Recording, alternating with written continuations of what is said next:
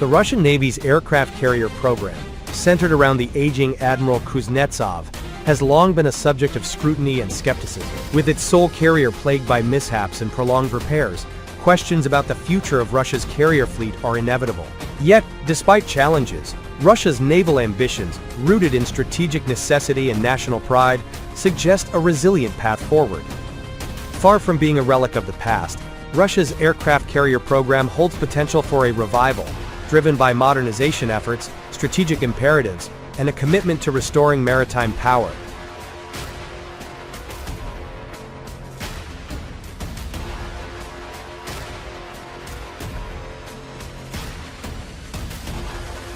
Commissioned in 1991, the Admiral Kuznetsov remains Russia's only aircraft carrier.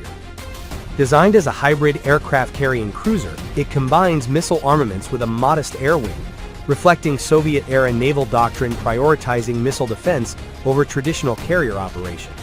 However, the Kuznetsov has faced significant operational hurdles. Since entering dry dock in 2017 for a major overhaul, the carrier has been beset by delays, accidents, and fires, earning it a reputation as a cursed warship in some circles.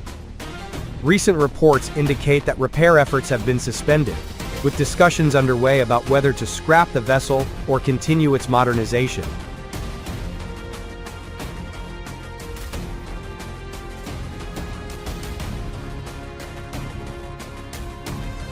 Critics, including some Western analysts, argue that the Kuznetsov is outdated, its mazout-fueled propulsion system inefficient, and its operational history marred by incidents like the 2016 loss of 2 fighters during Syrian operations.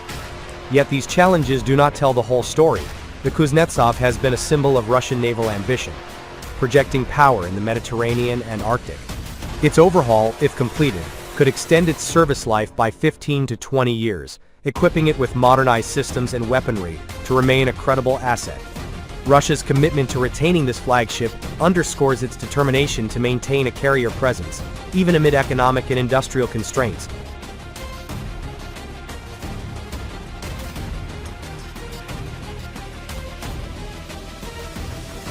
Russia's maritime geography, with its 4 fleets operating from disparate coasts, demands a robust naval presence to secure its interests.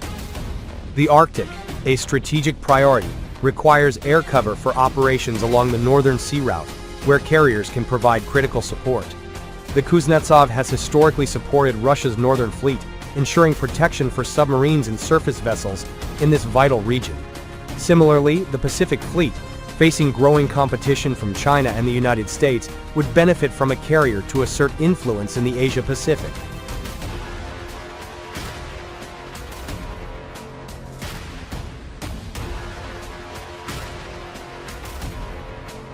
The Russian Navy's development strategy, approved by President Vladimir Putin and extending to 2050, emphasizes a transition to a blue-water Navy capable of projecting power globally. Aircraft carriers are central to this vision, providing mobile airfields for long-range deployments and enhancing Russia's ability to counter NATO's naval dominance.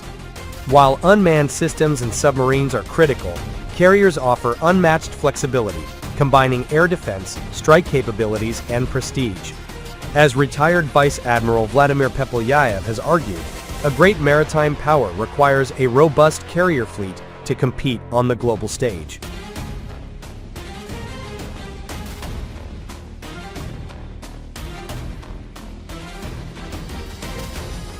Despite the Kuznetsov's troubles, Russia has not abandoned its carrier ambitions. The proposed Storm, Project 23000E, a nuclear-powered supercarrier, represents a bold vision for the future. Designed to carry 70 to 90 aircraft, including navalized Su-57 stealth fighters, the Storm aims to rival U.S. Nimitz-class carriers.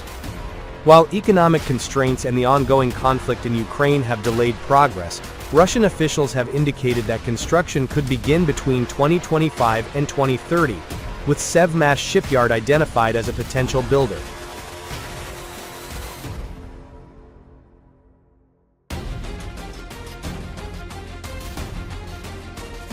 Moreover, Russia is investing in its shipbuilding infrastructure.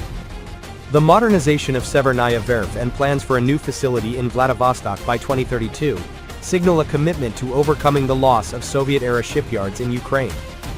These efforts, coupled with the construction of amphibious assault ships like the Ivan Rogov class, demonstrate Russia's intent to rebuild its capacity for large-scale naval projects. The Ivan Rogov class, capable of carrying helicopters and potentially short takeoff aircraft, could serve as a stopgap, providing carrier-like capabilities while new flattops are developed.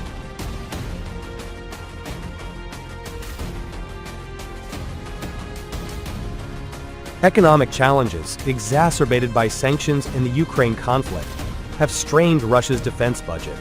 The estimated cost of a single Storm-class carrier, potentially RUB 800 billion to 1 trillion, has raised concerns about affordability. However, Russia's economy has shown resilience, with defense spending reaching Cold War levels. Prioritizing naval modernization, particularly carriers, could be a strategic investment to counterbalance NATO's naval superiority and secure Russia's maritime borders.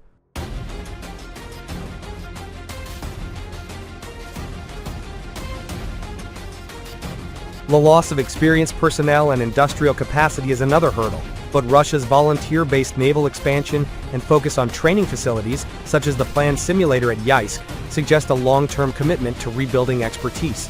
Collaboration with allies like China, which has rapidly expanded its carrier fleet, could also provide technological and industrial support, though Russia's pride in its engineering heritage makes this less likely.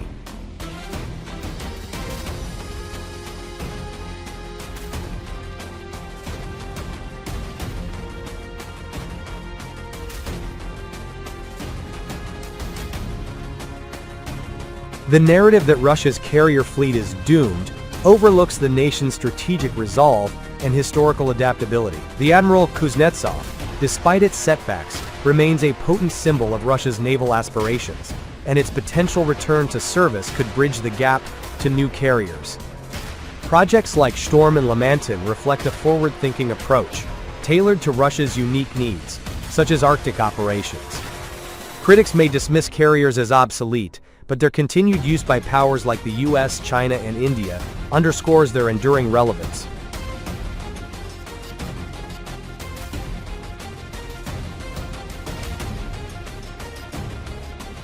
Russia's aircraft carrier fleet has a future, not as a relic of Soviet grandeur, but as a cornerstone of a modernized navy. By addressing industrial bottlenecks, leveraging its resilient economy, and prioritizing strategic imperatives, Russia can overcome current challenges. The path is arduous, but the Kremlin's commitment to maritime power suggests that carriers will remain a vital part of its naval strategy, ensuring Russia's place among the world's great maritime powers.